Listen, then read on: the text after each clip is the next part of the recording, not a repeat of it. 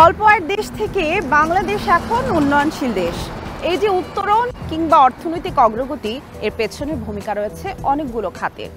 এগুলোর কোনোটি তুলনামূলক নতুন শিল্প হিসেবে গড়ে উঠলেও কোনোটি আবার কালের বিবর্তনে টিকে আছে।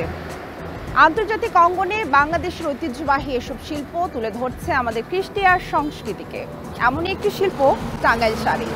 ঈদ উপলক্ষে ডিবিসি নিউজের বিশেষ আয়োজন ব্র্যান্ডিং বাংলাদেশে আমরা এখন যাচ্ছি টাঙ্গাইল শাড়ির উৎপত্তিস্থল টাঙ্গাইল জেলায়। আমরা ঘুরে দেখব কিভাবে তাঁতিদের সুনিপুণ দক্ষতায় বোনা হয়ে থাকে এই টাঙ্গাইল শাড়ি।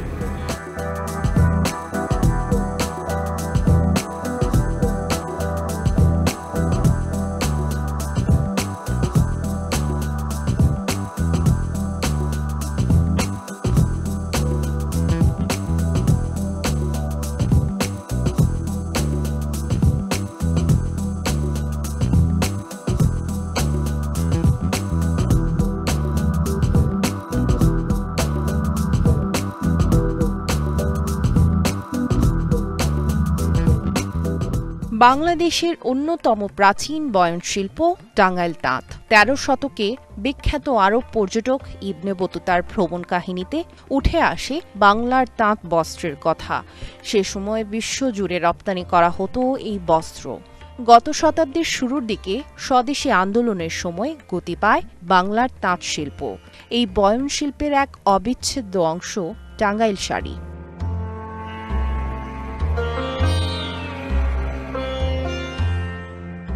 ইতিহাসের পরতে পরতে টাঙ্গাইল জেলার সাথে মিশে আছে তাঁতের শাড়ি। এই জেলার তাঁতিদের তৈরি শাড়ি টাঙ্গাইল শাড়ি হিসেবে পরিচিত। কিন্তু চলতি বছরের ফেব্রুয়ারিতে ভারত সরকার টাঙ্গাইল শাড়িকে জিআই বা ভৌগোলিক নির্দেশক পণ্যের স্বীকৃতি দেয়। আমাদের আজকের যাত্রার অন্যতম উদ্দেশ্য টাঙ্গাইল শাড়ির শিকড় অন্বেষণ। আমরা এখন চলে এসেছি টাঙ্গাইল জেলায়। টাঙ্গাইলের পাথরাইল, বল্লা, রামপুর সহ বিভিন্ন এলাকায় সারা বছরই তৈরি হয়ে থাকে টাঙ্গাইলের শাড়ি। টাঙ্গাইলের এই তাঁতপল্লিতে আসার পর সাথে সাথেই কিন্তু হস্তচালিত তাঁতের খটাখট শব্দ আপনার কানে আসবে। সেই সাথে সড়কের দুই পাশেই আপনার চোখে পড়বে অসংখ্য শোরুম, যেগুলোতে সারা বছরই বিক্রি হয়ে থাকে টাঙ্গাইল শাড়ি। টাঙ্গাইল সদর উপজেলার বাজিতপুর, কৃষ্ণপুর, দেলদুয়ারের পাথরাইল, কালীহাতির বল্লা, রামপুর সহ বিভিন্ন এলাকায় সারা বছর তৈরি হয় শাড়ি। বসাক সম্প্রদায়ের কারিগররা টাঙ্গাইল শাড়ির আদি তাঁতি। বংশ পরম্পরায় এখনও এই বয়ন শিল্পের সাথে যুক্ত বসাক সম্প্রদায়।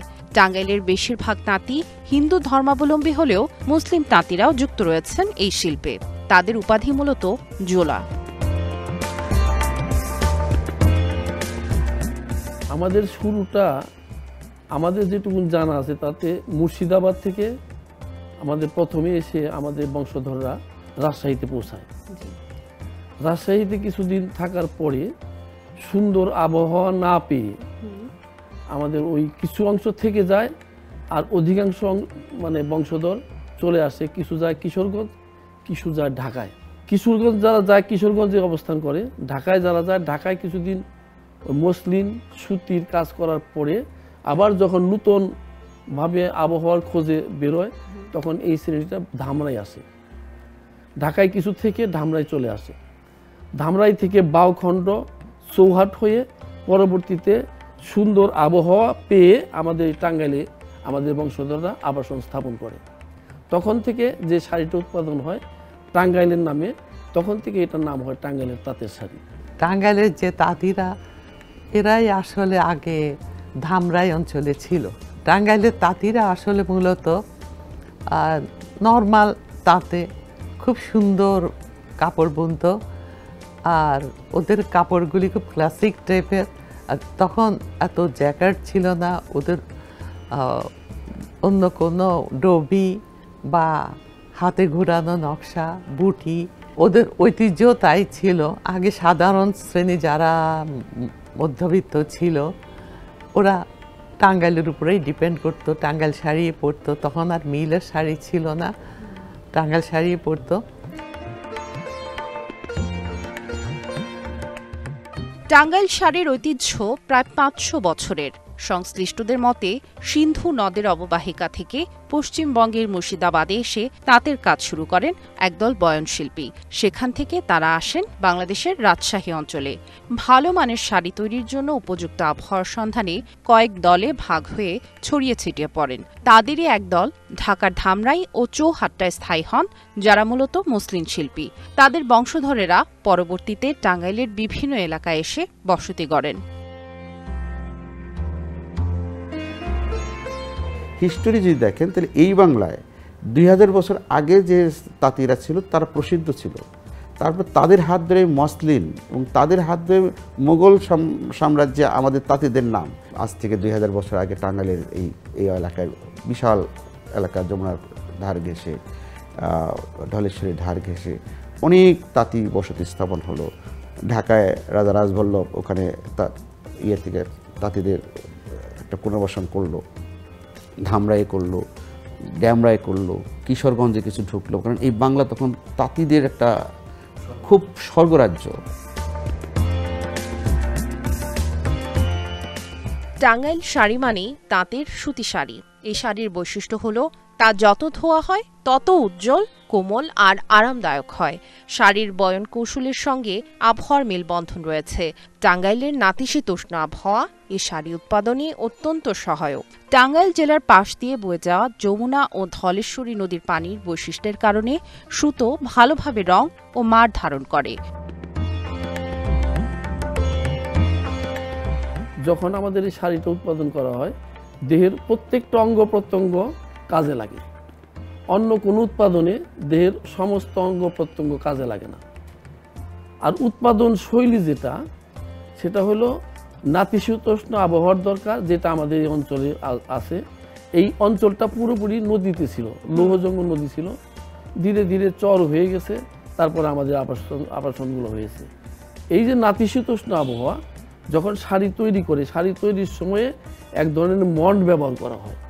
এই মন্ডের যে আঠাটা পানিতে ভিজিয়ে পরে মন্ডের আঠাটা শাড়িতে দেওয়া হয়, এবং তখন ওই নাতিশীতোষ্ণ আবহাওয়াটা কাজে লাগে। ওই আবহাওয়ায় এটা ধীরে ধীরে যখন শুকিয়ে যায় তখন এটা গ্লেজি হয় এবং পরার জন্য আরামদায়ক হয়। আমাদের এখানে জলে আয়রন কম এবং কিছু কিছু জায়গায় আয়রন একদমই না, যেগুলো মানে আয়রন থাকলে পরে তো সুতার কালারটা ঠিক শাইনিংটা ওইভাবে আসে না। আমাদের এদিকে সুতার রঙটা খুব ভালো, এবং আমাদের এইদিকের যে অন্যান্য যে পরিবেশগত দিক ওটাও একটু সহায়ক আছে। টাঙ্গাইল শাড়ি আগে কোনো রকম নকশা ছাড়াই বোনা হতো, পরে কেবল পাড়ে নকশা করার প্রচলন হয়। এখন জমিন ও আঁচলেও হচ্ছে। নকশার জটিলতা আর সংখ্যার উপর নির্ধারিত হয় শাড়ি তৈরির সময়কাল ও মূল্য। ডিজাইনাররা ডিজাইন করে, শাড়ি বিষয়ে ডিজাইন করে যারা, এদেরকে আমরা সহযোগিতা করি এই ডিজাইনারদের। এখানে এই বিশ্ববিদ্যালয় পড়ুয়া স্টুডেন্টরাও আছে, এখানে জড়িত আছে, করছে তারা আইসা ওখান থেকে ডিজাইন সেন্টারের থেকে ওই ডিজাইন শিখিয়ে আইসা তারা শাড়ির ডিজাইন তৈরি করে। তাদেরকে আমরা সহযোগিতা করে এই শিল্পকে ধরে রাখার জন্য অবদান রাখছে, তারা রাখছে। তবে হ্যাঁ, বিশ্ববিদ্যালয় কলেজে এই বিষয়ে একটু গবেষণা হওয়া দরকার, কারণ ওখানে গবেষণা হলে মূল জিনিসটা আরও বেশিভাবে আমরা বের করতে পারবো এখান থেকে।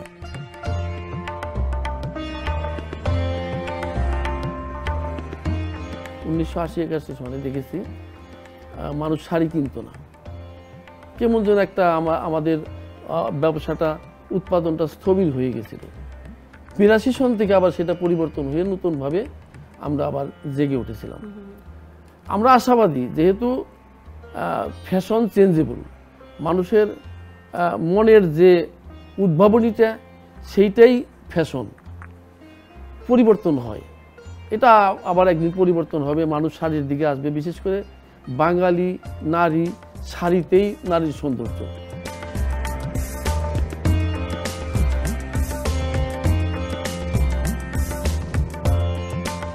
ব্র্যান্ডিং বাংলাদেশে এ পর্যায়ে নিচ্ছে একটি বিরতি। ডিবিসি নিউজের সাথেই থাকুন।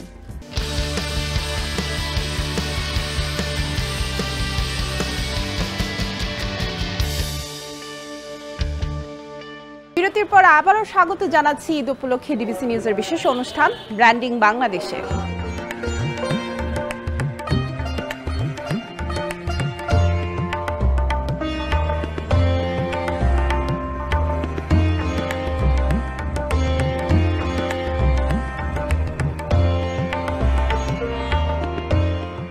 তাঁত শব্দটির উৎপত্তি সংস্কৃত শব্দ তন্ত থেকে। কাপড় তৈরির যে যন্ত্র তাকে বলা হয় তাঁত, ইংরেজিতে লুম। তাঁত যন্ত্র দুই ধরনের, একটি হস্তচালিত তাঁত বা হ্যান্ডলুম, অন্যটি বিদ্যুৎ চালিত যা পাওয়ার লুম নামে পরিচিত।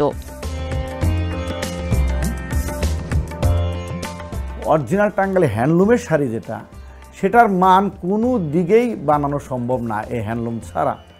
এবং এই হ্যান্ডলুম শাড়ির মান এগুলার সাথে এগুলার কাছে হ্যান্ডলুমে যদি অরিজিনালি শাড়ি বানায় একটু মজুরি বেশি পড়ে যায়, কারণ ওখানে শ্রমিকের বিষয়টা থাকে, অনেক শ্রম যায় শ্রমিকের। আর পাওয়ারলুমে বা খটখটি তাতে, চিত্তরঞ্জন তাতে শ্রমিক মজুরি শর্ট হয়ে আসে, কম লাগে।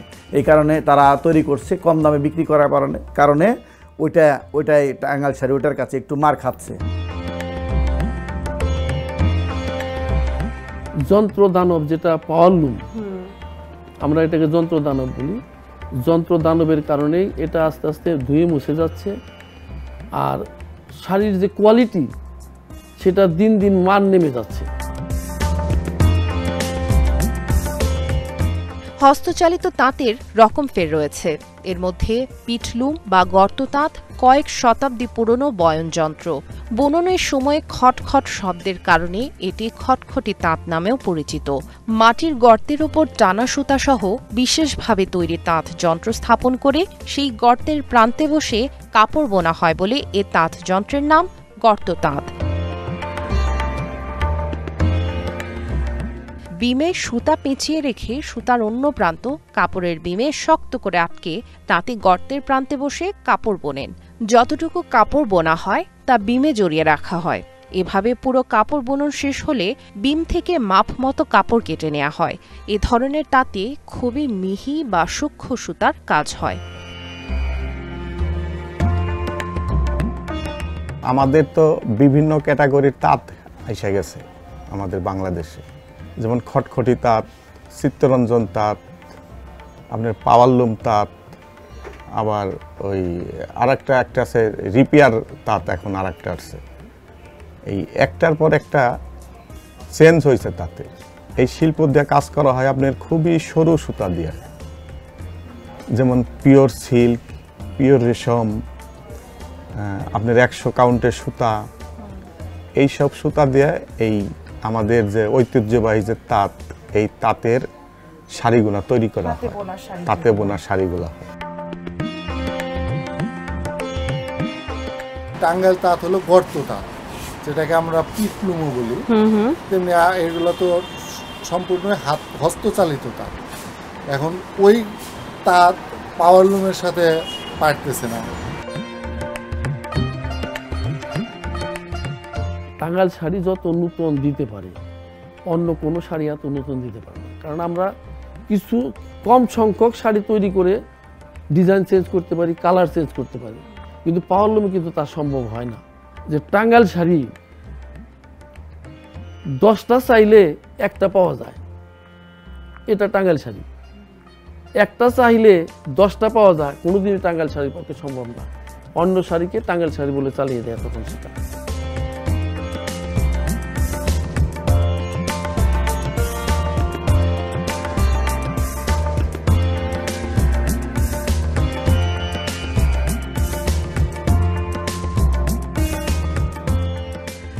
কাপড় বোনার আগে রয়েছে লম্বা প্রস্তুতি। প্রথমেই রয়েছে সুতার প্রস্তুতি। চরকা বা হাতে ঘোরানো এক ধরনের চাকায় সুতা তৈরি করা হয়। অবশ্য চরকার মাধ্যমে এখন সুতা বুনতে কমই দেখা যায়। রঙিন কাপড় বুনতে আগে রঙে ডুবিয়ে নেওয়া হয় সুতাগুলো, এরপর দেয়া হয় তাঁতে। রঙের মিশ্রণ, রাসায়নিক এবং প্রাকৃতিক উপকরণ সম্পর্কে দক্ষতা আছে এমন ব্যক্তিরাই সুতোয় রং করার কাজ করে থাকেন। আজকাল অবশ্য রঙিন সুতো কিনতেই পাওয়া যায়। তাঁত যন্ত্রে লম্বালম্বিভাবে আটকানো সুতোগুলোকে বলে টানা। এর ওপর পোড়েন বা আড়াআড়িভাবে সুতা জুড়ে বয়ন করা হয়। টানা ও পোড়েনের নানা ঢঙে শাড়িতে তোলা হয় রকমারি নকশা। মাকু আড়াআড়ি ছুটিয়ে টানা আর পোড়েনের খেলায় অবিরাম কাপড় বোনেন তাঁতি। সুতা তো আমাদের টাঙ্গাইলে কোনো সুতাই এমন মানে তৈরি হয় না, তৈরি এইগুলো কিন্তু আমরা দেখা গেছে যে অন্য জায়গায় অন্য ডিস্ট্রিক্টের সুতা এনে, হ্যাঁ আমাদের এখানে রংটা ভালো হয়, আমাদের এখানে জলে আয়রন কম এবং কিছু কিছু জায়গায় আয়রন একদমই না, যেগুলো মানে আয়রন থাকলে পরে তো সুতার কালারটা ঠিক শাইনিংটা ওইভাবে আসে না। আমাদের এদিকে সুতার রংটা খুব ভালো এবং আমাদের এই দিকের যে অন্যান্য যে পরিবেশগত দিক ওটাও একটু সহায়ক আছে। নতুন নতুন সুতাও কিছু কিছু অ্যাপ্লাইড করছে, যেমনি আগে তো অনেক ধরনের সুতা পাওয়া যেত না, যেমন ওই একটা নিপ সুতা আছে আমাদের, তারপরে পেন্সিল আছে, তারপরে ওই কিছু নতুন মার্সরাইজ কটন আমরা এই করতেছি। আগে তো টুইস্টিং মার্সরাইজ কটন ছিল, এখন সিঙ্গেল মার্সরাইজ কটনও আমরা টাঙ্গাইল শাড়িতে ব্যবহার করতেছি। কিছু দামি দামি জরিও ব্যবহার করতেছি, তাতে শাড়ির ভ্যারাইটিস হচ্ছে, মানে কাস্টমারদের রুচি অনুযায়ী আমরা সেটা মানে বুননেও দিতে পারতেছি, প্লাস শাড়িগুলোও নতুনত্ব হচ্ছে।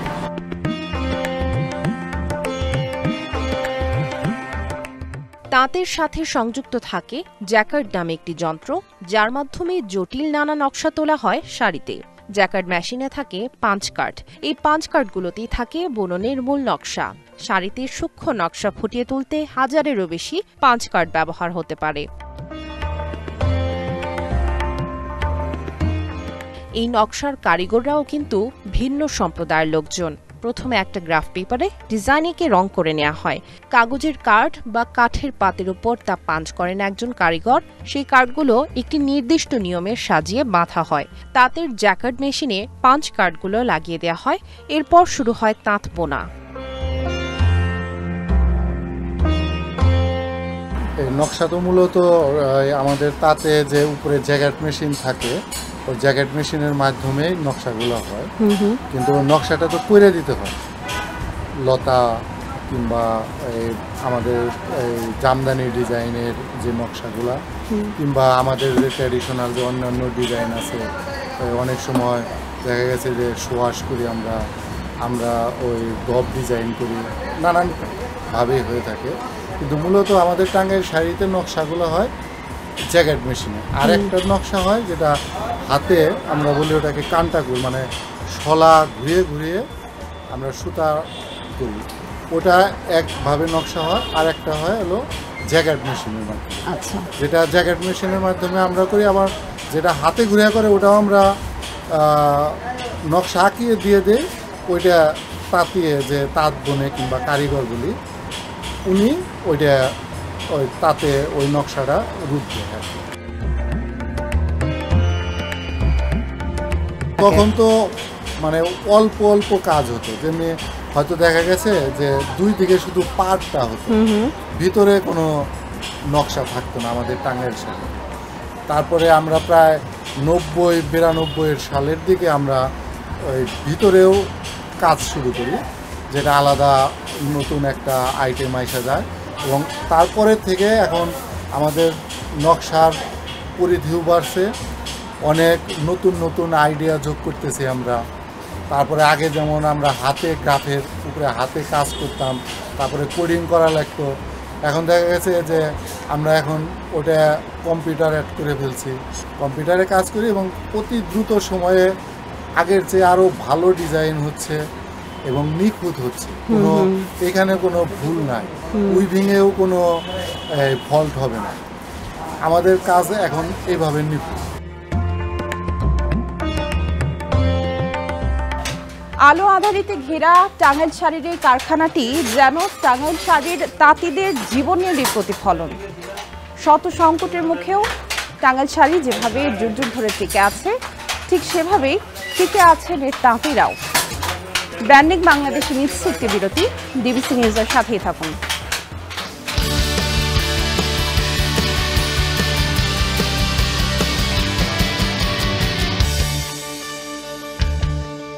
বিরতির পর আবারও ফিরে এলাম ঈদ উপলক্ষে ডিবিসি নিউজের বিশেষ অনুষ্ঠান ব্র্যান্ডিং বাংলাদেশে।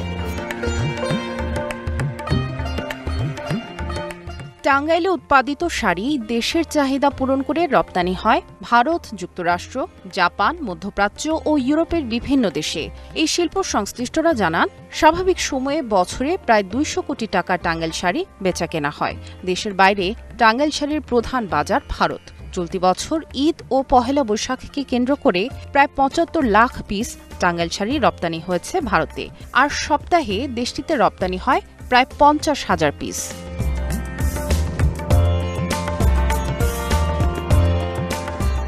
আবহমান কাল হতে বাংলাদেশের অর্থনীতিতে টাঙ্গাইল শাড়ির অসামান্য অবদান থাকলেও তাঁত ও তাঁতি দুইয়ের সংখ্যায় দিন দিন কমছে।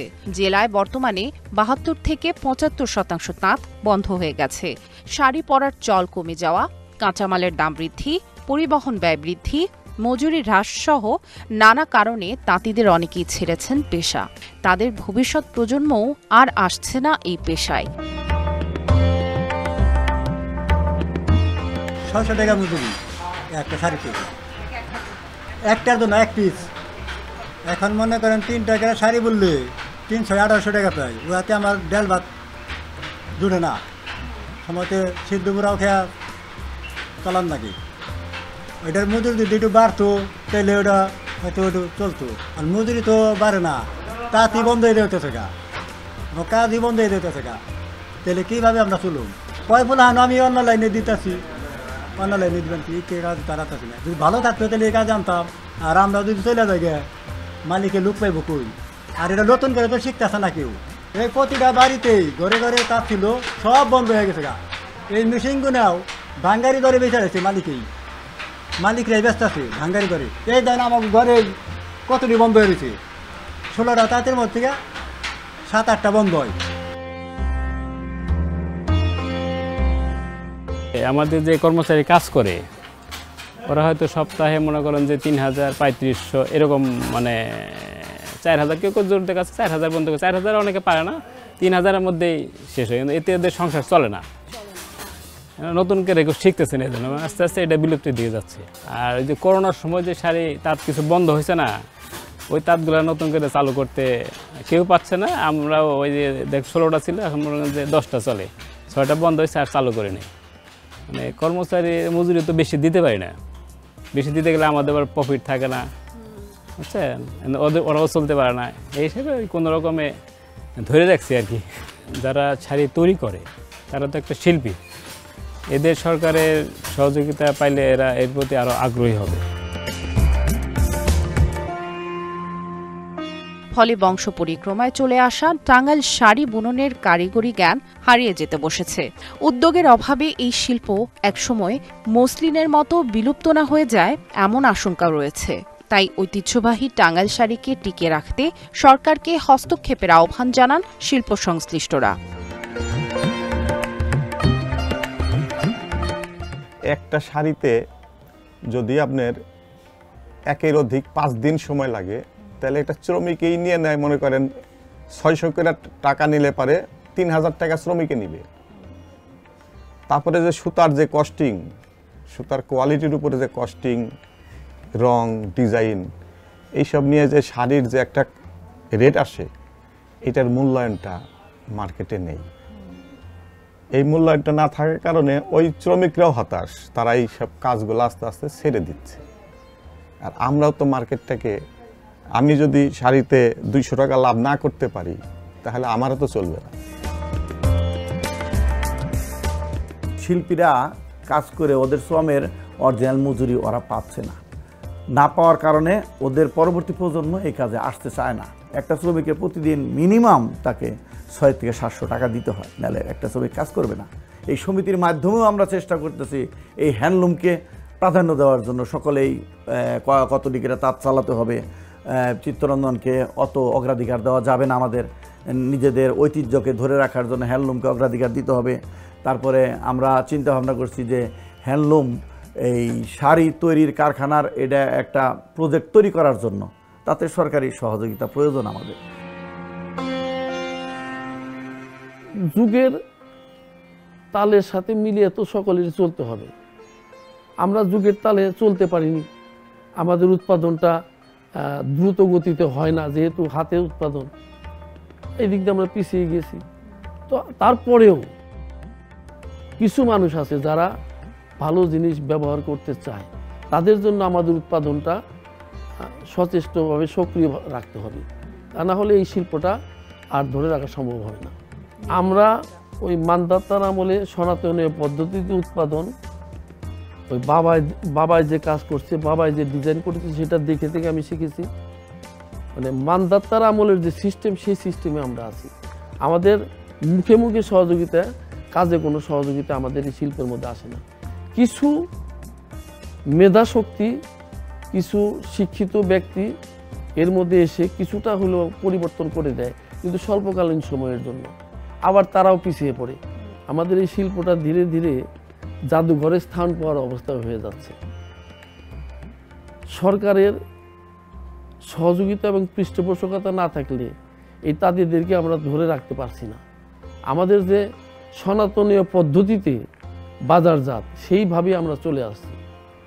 আধুনিক যে বাজার ব্যবস্থাটা, এই বাজার ব্যবস্থাটা না থাকলে আমরা উৎপাদনেও আমাদের ব্যাহত হচ্ছে, পাশাপাশি তাঁতিদেরও ধরে রাখতে পারছি না। তবে বেশি পিছিয়ে গেলে এই শিল্পের সাথে যারা সংশ্লিষ্ট, তারা অন্য পেশায় যদি চলে যায়, তাদেরকে ধরে আনা আমাদের জন্য কষ্ট হবে, নতুন করে কাজ শেখানোটা কষ্ট হয়ে যাবে আমাদের। এই জন্যই দ্রুত সরকারি হস্তক্ষেপ, সরকারি পৃষ্ঠপোষকতা দ্রুত আমাদের জন্য প্রয়োজন। আমাদের একটা মূল সমস্যা হচ্ছে যে হ্যান্ডলুম তাঁত বা তন্তুজ, সেই তন্তুজ গত কয়েক বছর ধরে আস্তে আস্তে বিলুপ্তির পথে যাচ্ছে। এর মূল কারণ হচ্ছে এই মেশিনের শাড়ির সাথে এই পাওয়ালুমের শাড়ির সাথে হ্যান্ডলুমের শাড়িটা পেরে উঠতে পারছে না। এটাতে আমাদের গভর্নমেন্টের একটা প্রজেক্ট নেওয়া উচিত মনে করি, না হলে আমাদের টাঙ্গাইল শাড়িটা, এই হ্যান্ডলুম শাড়িটা বিলীন হয়ে যাবে। এর জন্য প্রয়োজন আমাদের গভর্নমেন্টের একটা সুন্দর একটা পদক্ষেপ। প্রধানমন্ত্রী অনুপ্রাণিত হয়ে লন্ডন থেকে, মিউজিয়াম থেকে ওই সুতার এনে তারপরে বাংলাদেশে সেটাকে করার জন্য একটা কারখানা করে শ্রমিকদের থাকার জন্য আবাসন থেকে শুরু করে সব ব্যবস্থা ওখানে করা হয়েছে, এবং এই শিল্পটা আবার জাগ্রত হচ্ছে। সেইভাবে যদি আমাদের টাঙ্গাইল শাড়িটাকেও প্রমোট করা হয়, তাহলে আমাদের টাঙ্গাইল শাড়িটাও এইভাবেই ঘুরে দাঁড়াবে। টাঙ্গাইল জেলায় তৈরি তাঁতের শাড়ি বেচাকেনার জন্য জেলার বিভিন্ন স্থানে কয়েকটি পাইকারি হাট বসে। জেলার তাঁতপল্লী থেকে দেশের বিভিন্ন প্রান্তের দোকান, আউটলেট ও শপিং মলে চলে যায় শাড়ি। টাঙ্গাইলের দক্ষ কারিগরদের হাতে বোনা শাড়ি সাধারণের পাশাপাশি শোভা পেয়েছে প্রধানমন্ত্রী শেখ হাসিনার পরনেও। দেশে বিদেশে বিভিন্ন অনুষ্ঠান আয়োজনে নিজে যেমন টাঙ্গাইল শাড়ি পরেন, অন্যদেরও দেন উৎসাহ। টাঙ্গাইলের তাঁত শিল্পীদের মঞ্চে আনার প্রশংসাও করেন বরাবরই। টাঙ্গাইল শাড়ির ঐতিহ্য আন্তর্জাতিক অঙ্গনে তুলে ধরতে প্রধানমন্ত্রী শেখ হাসিনার ভূমিকা কৃতজ্ঞতা ভরেই স্মরণ করেন শিল্প সংশ্লিষ্টরা। আমরা কিছু ভালো শাড়ি নেব প্রধানমন্ত্রীর মেয়ের জন্য, যে এই শাড়ি তার মেয়ে তো বিভিন্ন মানুষকে উপহার দেবে, তার মাকেও দিতে পারে। তো পরবর্তীতে ৭৪তম জন্মদিনে দেখি আমাদের শাড়িটা প্রধানমন্ত্রী টিভির চ্যানেল আমরা দেখতে পেলাম। এবং মাননীয় প্রধানমন্ত্রী রেগুলার আমাদের টাঙ্গাইল শাড়ি পরেন, এবং মাননীয় স্পিকার আমাদের টাঙ্গাইল শাড়ি পরেন। টাঙ্গাইল শাড়িকে এতই পছন্দ করে যে আমার মনে হয় সে আমাদের টাঙ্গাইল শাড়ির ব্র্যান্ড। কোনো একটি দেশের মাটি, পানি, আবহাওয়া এবং জনগোষ্ঠীর সংস্কৃতি যদি কোনো একটি পণ্য উৎপাদনের ক্ষেত্রে গুরুত্বপূর্ণ ভূমিকা পালন করে, তাহলে সেটি ওই দেশের জিআই পণ্য হিসেবে স্বীকৃতি পায়। কোনো পণ্য জিআই স্বীকৃতি পেলে বিশ্বব্যাপী এর ব্র্যান্ডিং করতে সহজ হয়। সেই হিসেবে টাঙ্গাইল শাড়ির জিআই সত্ত্ব বাংলাদেশেরই থাকবে, এমনটাই প্রত্যাশা সংশ্লিষ্টদের। ভারতরা যেভাবে নিচ্ছিল, এটা তারা কোনোভাবেই এটা পেতে পারে না। এটা তারা ভুল সিদ্ধান্তে এটা তারা চেয়েছিল আমাদের বাংলাদেশ থেকে, কারণ এটা পূর্বের থেকে আমরা শুনে আসছি জিআইটা হলো আমাদের বাংলাদেশে টাঙ্গাইল শাড়ির উপরে, টাঙ্গাইলের উপরে এটা আমাদের পাওয়া। আমার ভাই তো রাজশাহীতেও একটা তাঁত তৈরি করতে পারে, তাহলে কি সেটা টাঙ্গাইল শাড়ি রাজশাহীতে হবে? এটা কি সম্ভব? এটা তো আমার তো মনে হয় এটা সম্ভব না। টাঙ্গাইল শাড়ির নামটা আসলে মূলত বিশ্বজোড়া টাঙ্গাইল শাড়ির নাম। এটাকে এই মানে ওরা ওদের শাড়ি, পাবনার শাড়ি বা শাহজাদপুরের শাড়ি বিভিন্ন শাড়ি বললে অত চলবে না, ওরা এই টাঙ্গাইল শাড়ির নামটাকে ইউজ করে এটা বিক্রি করে। টাঙ্গাইলের উৎপাদন যেটা হয় সেটাই তো টাঙ্গাইল শাড়ি। অন্য জায়গায় উৎপাদন, নরসিংদীতে উৎপাদন হলে সেটা নরসিংদী শাড়ি, সেটা তো টাঙ্গাইল শাড়ি হতে পারে না। রাজশাহীর উৎপাদন হলে সেটা হবে রাজশাহী শাড়ি, টাঙ্গাইল শাড়ি তো হতে পারে না। যেহেতু যেটা টাঙ্গাইল, এটা অরিজিনটা টাঙ্গাইল, সে টাঙ্গাইলের উৎপাদন হবে বিদায়ী এটার নাম টাঙ্গাইল তাঁতের শাড়ি। তো এটা তো আমাদের শ বছরের ঐতিহ্য। এটা তো হুট করে কেউ টাঙ্গাইল বলতে, টাঙ্গাইল জিওগ্রাফিক্যালি কোথায় আছে? টাঙ্গাইল বাংলাদেশেই আছে এবং বাংলাদেশের মধ্যেখানে, এটা তো অন্য কার হতেই পারে না। জিআই ভারত নিতে পারে না, কৌশলগতভাবে নাম টাম পরিবর্তন করে এদিক সেদিক করতে পারে, সেটা তাদের হয়তো পারে, কিন্তু আমাদের টাঙ্গাইল শাড়ির জিআই তারা নিতে পারে না। আমার বিশ্বাস যে এটা আমি খুবই আশাবাদী যে এটা নিয়ে ওরা পারবে না। পৃথিবীর যে কোনো দেশে যান, আমার মনে হয় না যে টাঙ্গাইল শাড়ি কে না চিনে। আপনি দেখেন এই গত 1 বছর আগেই আমাদের ইন্ডিয়াতে টাঙ্গাইল শাড়ি নামে ওনারা একটা ব্র্যান্ড এই জিআই পণ্য হিসেবে দাবি করেছে, কিন্তু প্রকৃত তো আমাদের এই টাঙ্গাইল জেলার দেলদুয়ার থানার পাত্রাইল হচ্ছে আমাদের টাঙ্গাইল শাড়ির মূল ঘাঁটি।